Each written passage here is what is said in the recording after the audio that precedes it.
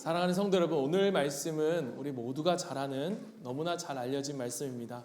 가늠하다 현장에서 잡힌 여인과 예수님의 이야기. 이 이야기는 많은 사람들에게 위로를 주는 그러한 사랑받는 본문입니다. 그런데 사실 우리에겐 그렇게 여겨지는 이 말씀이 사실 초기 교회 지도자들에게는 철저하게 외면받았던 본문 중에 하나입니다. 그 이유가 뭔가 하면, 여러분 오늘 한글 성경 우리가 가만히 보면 53절, 7장 53절, 8장 바로 위에 보면 다 각각 앞에 가로가 있지요. 그리고 11절의 마지막에 보면 하시니라, 그리고 가로가 쳐져 있는 것을 볼 수 있습니다. 이렇게 가로가 있는 이유는 무엇인가 하면 이 본문이 사실 많은 사본들 안에 빠져 있기 때문입니다. 몇몇의 소수 사본들에만 기록되어 있기 때문에 초대교회 지도자들에게 있어서는 이 본문을 알지 못할 가능성이 있고, 그렇기 때문에 그들이 외면했을 가능성이 있어 보입니다. 그러나 그들이 이 본문을 외면한 이유는 단지 사본만의 문제는 아니었습니다. 11절 우리가 잘 아는 말씀처럼 예수님께서 이렇게 말씀하시죠. 예수께서 이르시되 나도 너를 정죄하지 아니하노니 가서 다시는 죄를 범하지 말라 하시니라. 그들은 이렇게 생각했던 것입니다. 마치 이 구절이 예수님께서 죄를 가볍게 여기시거나 간음을 용납하는 것처럼 오해의 소지가 될 수 있다라고 생각했던 것입니다. 그러니까 죄 없는 자가 돌로 치라라고 하는 말씀이 결국에 모든 사람이 다 죄가 있기 때문에 그 누구도 이 사람이 죄인이다라고 말할 수 없다라고 하는 식으로 어떠한 죄를 희석시키는데 사용되어지는 메시지로 받아들여질까 봐 그들이 걱정했던 것입니다. 그러나 여러분, 오늘 이 본문을 정말로 우리가 제대로 묵상할 수 있다면 그건 오해입니다. 오늘 이 사건이 성경에 기록된 이유를 제대로 이해한다면 이 본문은 예수님이 누구이신가를 분명하게 드러내는 놀라운 계시가 됩니다. 그렇다면 우리가 이 본문을 어떻게 바르게 이해할 수 있을까? 바르게 이해하기 위해서는 이 사건을 문맥 속에서 바라봐야 되는데요. 우리가 계속해서 말씀을 묵상하고 있는 것처럼 지금 예수님이 예루살렘에 올라오신 이유가 무엇이었습니까? 초막절 절기를 지키기 위해서.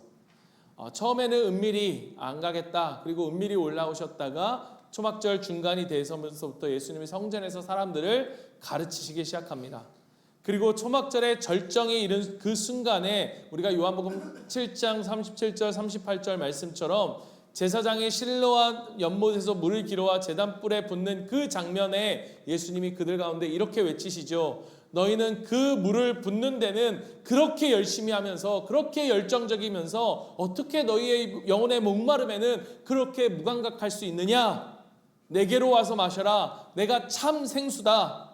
나를 믿는 자는 영원히 목마르지 않을 것이다. 또 초막절에 한 가지 더 중요한 그들에겐 이벤트가 있었습니다. 그것은 무엇이냐? 성전의 여인의 뜰이라고 불리는 그곳에서 큰 횃불을 밝히는 전통이 있었습니다.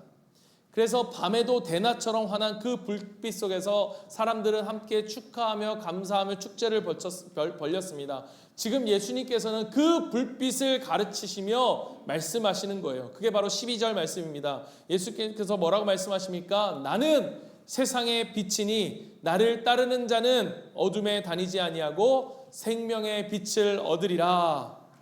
바로 자신이 지금 어떤 존재입니까? 나는 생명의 물이요, 생명수요, 생수요, 나는 어둠 가운데 참 빛인, 나는 참 빛이다 라고 말씀하시는 그 예수님이 누구신가 라고 하는 그 선포 사이에 바로 이 가늠한 여인의 사건이 기록되어져 있는 것입니다.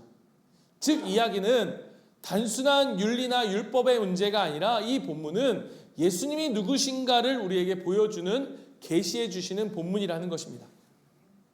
여러분, 이 본문 2절에 보면 예수님께서 성전에서 가르치고 계실 때 서기관들과 바리새인들이 가늠하다 현장에서 붙잡힌 여인을 데리고 옵니다. 정말로 현장에서 가늠하다 잡혀온 그러한 여인인지는 사실 잘 모르겠습니다. 왜냐하면 그렇다면 남자는 어디에 있는가? 라고 하는 질문이 제게 들더라고요. 그들은 5절에서 이렇게 얘기합니다. 모세는 율법에 이러한 여자를 돌로 치라 명하였거니와 선생은 어떻게 말하겠나이까? 여러분, 사실 대답은요 명확합니다. 명확한 답이 있습니다. 신명기 22장 23절 24절 보십시오. 뭐라고 이야기합니까? 그렇게 간음한 여인 그리고 남자 둘 다 성읍으로 끌어내서 그들을 돌로 쳐 죽일 것이라 라고 이야기합니다. 레위기 20장 10절도 마찬가지입니다. 누구든지 남의 아내와 간음하는 자 곧 그 이웃의 아내와 간음하는 자는 그 간부와 음부를 반드시 죽일지니라. 그 여자와 남자 둘 다를 반드시 죽일지니라. 그러니까 율법에 따르면 간음하는 자는 돌로 쳐야 했습니다. 여러분, 지금 바리새인과 서기관들은 율법에 정통한 자들이죠. 그들이 이것을 몰라서 물었을까요? 아닙니다.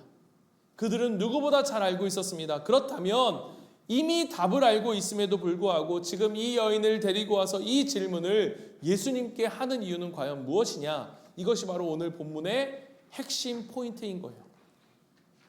그들이 가늠하다 잡혀인 이 여인을 예수님께 데려온 이유, 이 질문을 하는 이유가 무엇이냐? 바로 6절에 나와 있죠. 6절을 보십시오. 그들이 이렇게 말함은 고발할 조건을 얻고자 하여 예수를 시험하리라. 예수님께서 몸을 굽히사 손가락에 땅에 쓰시니, 지금 예수님께서 그들이 예수님께 이 문제로 이 질문을 던지는 이유는 딱 하나, 무엇이었습니까? 예수님을 함정에 빠뜨리기 위해서, 그들로 하여금 예수님을 고발할 조건을 찾아서 예수님을 시험하기 위해서 지금 이들은 이 질문을 하고 있는 거예요.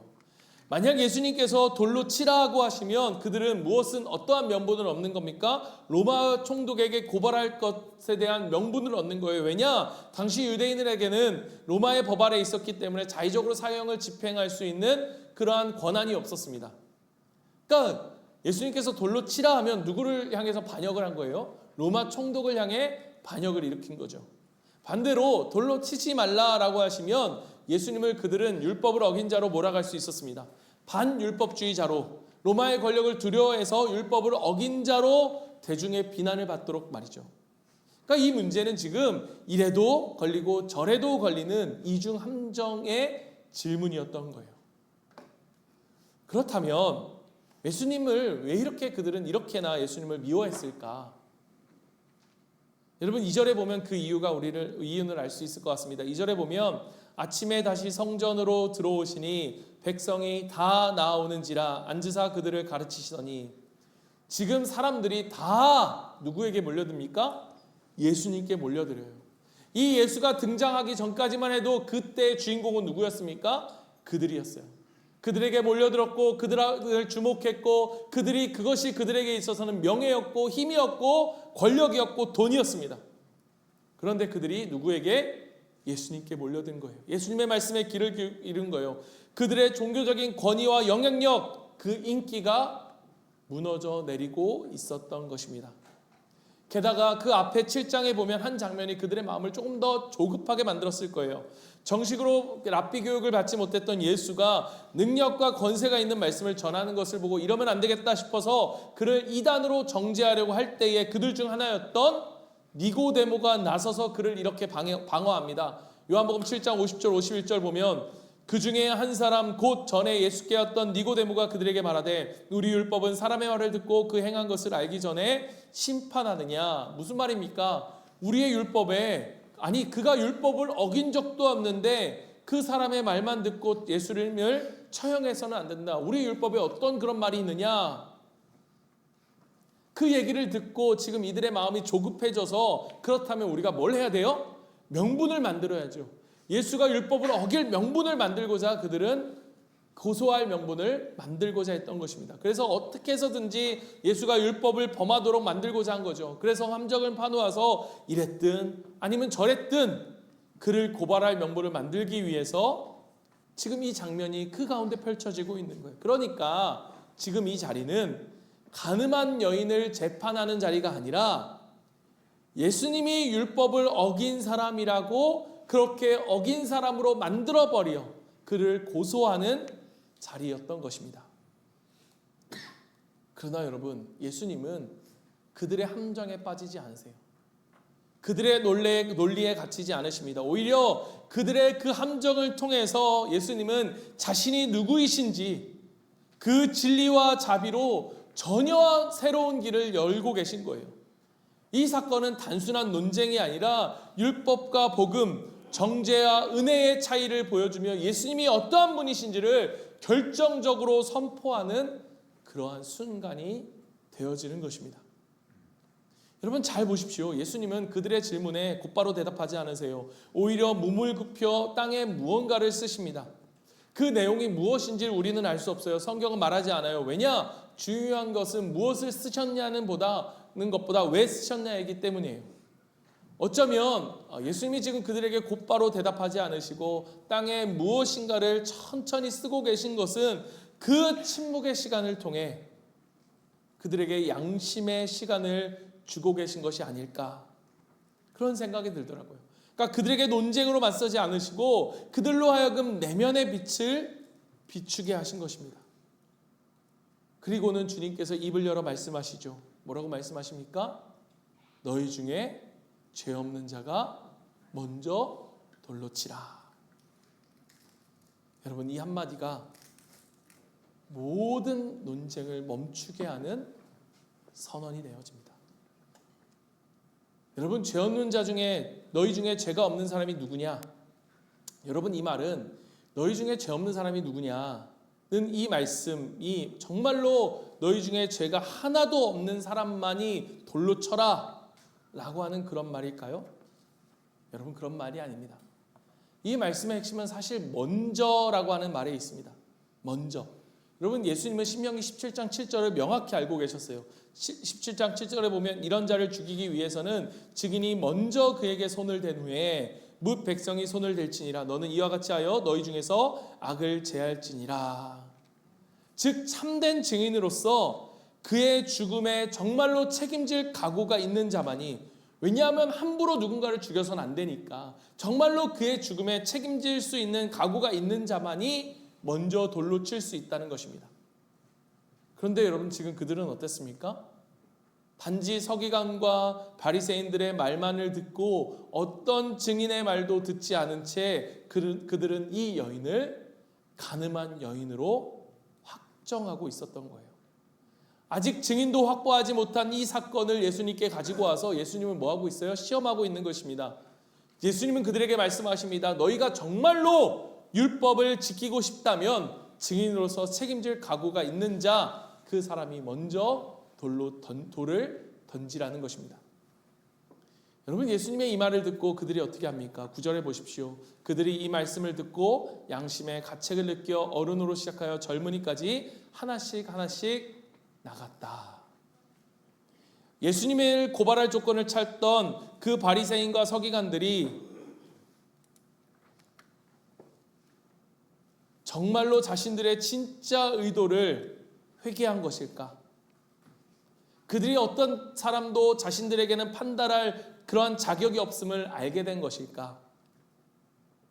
여러분, 그게 아니고요. 아무도 먼저 돌을 던질 자신이 그들에게 없었던 것입니다. 결국 이것은 그들이 죄 없는 예수님을 정죄하려는 그들의 죄를 드러내 보여주고 있는 거죠. 여러분, 예수님은 죄 없는 자가 돌로 먼저 치라라고 말씀하신 후에 다시 허리를 굽혀 뭔가를 땅에 쓰셨습니다. 그 침묵의 시간 동안 사람들은 하나씩 그 자리를 떠나갑니다. 그리고 얼마가 시간이 지난 후 예수님은 다시 일어나 여인에게 물으십니다. 그곳에 남은 사람은 오직 예수님과 여인뿐이었습니다. 그 조용한 시간에 예수님은 그녀에게 조용히 물으십니다. 여자여, 너를 고발하던 그들이 어디 있느냐? 너를 정죄할 자가 없느냐? 11절에 여인이 대답합니다. 주여, 아무도 없나이다. 그때 예수님은 말씀하시죠. 나도 너를 정죄하지 아니하노니 가서 다시는 죄를 범하지 말라. 여러분, 이 말씀을 한번 여러분 그 자리에, 그 예수님과 그 여인 둘만 있는 그 자리에 여러분이 그 장면을 지켜보는 한 사람이라고 생각해 보십시오. 저는 이 장면을 말씀을 전하기 위해서 이 장면을 묵상하면서 내가 그곳에 있었던 한 사람으로서 그 모습을 바라보고 그 모습을 지켜보는데 제 마음속에 너무너무나 큰 감동으로 다가왔습니다. 바리새인과 서기관, 그들은 그 여인을 정죄할 수 없어서 정죄하지 못했지만 예수님은 그 여인을 정죄할 수 있음에도 정죄하지 않으셨습니다. 그리고는 말씀하세요. 다시는 죄를 짓지 말라. 여러분, 이것은 무엇을 보여줍니까? 그 여인에게 죄가 없다거나 혹은 죄를 무시하는 말씀입니까? 아니죠. 그러면 무엇을 말씀하시는 것입니까? 그 종교 지도자들은 죄 없는 예수님을 정죄하려 했고 또 그 여인을 정죄하려 했지만 예수님은 이 사건을 통해서 자신을 우리에게 보여주고 계세요. 무엇을요? 나는 너희를 정죄하고 심판하러 온 사람이 아니야. 나는 너를 정죄하기 위해 온 것이 아니야. 나는 너를 용서하고 너에게 생명을 주러 온 분이다 라고 하는 이 사실을 그에게, 오늘 우리에게 선포하고 계신 것입니다. 요한복음 3장 16절 말씀, 하나님이 세상을 이처럼 사랑하사 독생자를 주셨으니 이는 그를 믿는 자마다 멸망하지 않고 영생을 얻게 하려 하심이라. 사랑하는 성도 여러분, 우리 주님은 우리의 죄를 정죄하기 위해 오신 분이 아닙니다. 우리를 이처럼 사랑해서 그를 믿는 자에게 생명을 주시기 위해 오신 분입니다. 여러분 한번 생각해 보십시오. 여러분 다 자녀들 있으시죠? 우리 청년들은 자녀가 있다고 한번 생각해 보십시오. 얼마나 사랑해야, 이처럼 사랑하는 사랑이 얼만큼의 사랑이어야 그를 대신하여 여러분 자식을 죽음에 내어줄 수 있겠습니까? 여러분 자식을 죽음으로 내어줄 수 있겠습니까? 누구를 위해서? 여러분 그 사랑에서 그 여인도 예외가 아니었습니다. 여러분 예수님은 그 여인의 죄가 없음을 확인하고 다시는 죄를 짓지 않겠다는 다짐을 받고 면제한 것이 아닙니다. 지금은 죄를 용서했지만 한 번 더 네가 죄를 지으면 그때는 진짜 내가 용서를 못한다 하는 것도 아닙니다. 나는 너를 정죄하지 않는다 라는 이 말씀은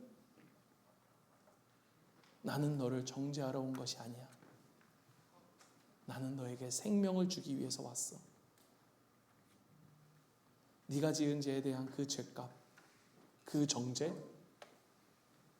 내가 대신 받을 거야. 내가 대신 받을 거야.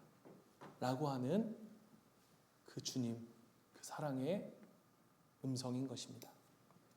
여러분 그렇게 예수님은 그 여인의 죄를 대신하여 십자가에서 온 몸의 피를 흘리시며 죽으셨습니다. 가장 처참한 모습으로 사람에게 그녀가 당해야 됐던 그 모욕을 그가 대신 당하시며 모든 부끄러움과 수치를 당하시며 가장 극심한 고통을 당하며 십자가에서 죽으셨습니다. 나도 너를 정죄하지 않는다는 이 말은 나는 너에게 정죄가 아닌 구원을, 심판이 아닌 생명을 주노라. 십자가에 달리시기 전, 아니 이미 그를 창조하시기 전부터 그 여인에게 베풀어진 그 사랑, 그 사랑을 선언하신 것입니다. 어느 날 저희 아이가 저에게 와서 묻습니다. 무언가를 잘못했어요. 이 아이가 잘못했어요. 그런데 이 아이가 와서 저에게 묻습니다. 아빠 나 사랑해? 저는 알고 있어요. 이 아이가 뭘 잘못했는지. 그럼 당연하지. 왜 사랑해? 내 딸이니까. 내 아들이니까. 그리고 부모는 이렇게 말하죠. 그러니까 앞으로 그렇게 하면 안 돼. 알았지? 가서 다시는 죄를 짓지 말라고 하는 이 말씀은 내가 너를 정죄하지 않고 사랑한다는 말씀, 그것은 준엄한 요구가 아니라 따뜻한 요청이고 은혜로운 초청입니다. 나를 믿는 자에게는 정죄함이 없다라는 이 말은 이제는 막 살아라 라고 하는 말이 아닙니다. 또 다시는 죄를 짓지 말라는 말도 정죄함을 면하기 위한 조건도 아닙니다. 여러분, 우리가 다시는 죄를 짓지 않겠다라는 결심을 가능하게 하는 것도, 또 다시 죄를 지었음에도 뉘우치며 하나님 앞에 다시 일어설 수 있게 만드는 그 가능성을 만드는 것도 내가 너를 정죄하지 않는다는 그 주님의 따뜻한 음성 때문일 것입니다. 사랑하는 여러분, 한번 생각해 보십시오. 이 여인이 가서 다시는 죄를 짓지 않았을까요? 여러분, 이 여인이 다시는 죄를 짓지 않았을까요? 그렇지 않을 것입니다. 그럼에도 저는요, 이 여인이 다시 뉘우치고 그 주님 곁으로 나왔을 것이라고 생각합니다. 왜냐? 그녀는 주님의 사랑을 정말로 체험했기 때문입니다. 여러분, 바리새인들은 여인의 죄를 폭로했지만 예수님은 그 여인의 죄를 대신 짊어지셨습니다. 죄 없는 분이 죄를 대신하신 거예요. 그분이야말로 돌을 던질 자격이 있는 분이었지만 돌을 던지는 대신에 자신이 돌에 맞으셨습니다. 십자가 위에서 우리를 대신하여 심판을 받으신 거예요. 그리고 이 은혜는, 이 사랑은 언제나 우리를 새로운 삶으로 부르시는 것입니다. 그렇기에 그 놀라운 사랑, 그 말할 수 없는 사랑의 부르심 앞에서 여러분, 우리는 어떻게 해야 됩니까? 이제는 정죄받은 여인이 아니라 용서받은 여인, 용서받은 제자로 살아가야 하는 것입니다. 사랑하는 성도 여러분, 오늘 이 말씀 앞에 우리가 정말로 우리를 향한 이 말할 수 없는, 다함 없는, 다 표현할 수 없는 이 사랑을 받은 우리가 해야 할 마땅한 반응이 있다면 과연 무엇일까? 여러분, 이것을 생각해 보았어요. 사랑하는 성도 여러분, 우리는 너무나 쉽게 돌을 듭니다. 우리는 너무나 쉽게 정죄의 돌을 듭니다. 왜 그래? 왜 그러는 거야? 왜 저렇게밖에 말을 못해? 왜 저러는 거지? 이해할 수 없고, 그리고 그것이 너무 싫어? 우리는 누군가에게 쉽게 그를 향해 정죄의 돌을 듭니다. 가시돋친 말을 내뱉습니다. 그러나 여러분, 그 정죄의 돌이 들린 손에는 여러분, 은혜가 머물지 않는다는 것을 기억하십시오. 율법은 중요하지만 진짜 참된 율법은 사랑입니다. 예수님은 우리에게 말씀하십니다. 나도 너를 정죄하지 아니하노니 가서 다시는 죄를 범하지 말라. 여러분, 그분의 용서는 끝이 아니라 시작입니다. 그 은혜를 받은 자로서 우리에게는 세상 속에서 정죄의 돌을 드는 자가 아닌, 그 정죄의 돌을 도는 자들을 향해 그 돌을 맞는 사람을 감싸고 대신 돌을 받아야 되는, 대신 돌을 맞을 수 있는 그 사랑의 부르심이 우리에게 있다는 거예요.